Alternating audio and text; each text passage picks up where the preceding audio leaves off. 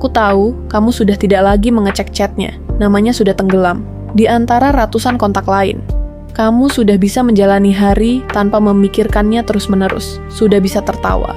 Sudah bisa sibuk lagi. Dari luar, kamu terlihat baik-baik saja. Dan semua orang mulai berkata, kamu udah move on ya. Kamu cuma tersenyum, karena kamu juga berpikir begitu. Sampai satu momen kecil datang, dan tiba-tiba semuanya terasa belum selesai.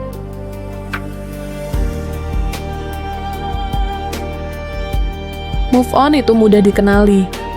Kamu tidak lagi menghubungi dia. Kamu tidak lagi mencari kabarnya. Kamu mulai menjalani hidupmu lagi. Dan orang-orang melihat itu sebagai tanda dia sudah sembuh. Padahal yang mereka lihat hanyalah permukaan. Karena move on seringkali hanya tentang apa yang terlihat.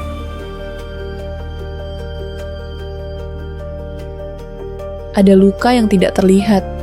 Luka yang tidak lagi membuatmu menangis setiap malam, tapi masih terasa di momen-momen tertentu. Seperti saat kamu mendengar lagu lama, atau melihat sesuatu yang mengingatkan. Tiba-tiba, hatimu terasa berat, dan kamu tidak tahu harus menjelaskannya bagaimana.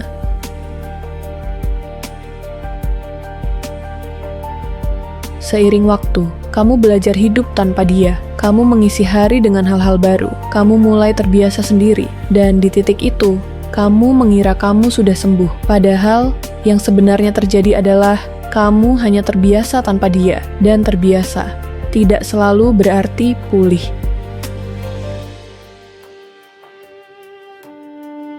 Kadang, kamu tidak merindukannya lagi. Tapi kamu masih merasa sakit saat mengingat. Merasa kosong di bagian tertentu. Merasa ada yang belum selesai, bukan karena kamu ingin kembali, tapi karena ada bagian dari hatimu yang belum benar-benar berdamai.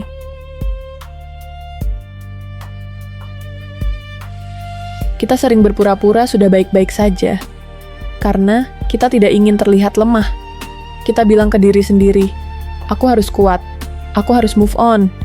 Dan tanpa sadar, kita menutup luka itu tanpa benar-benar menyembuhkannya.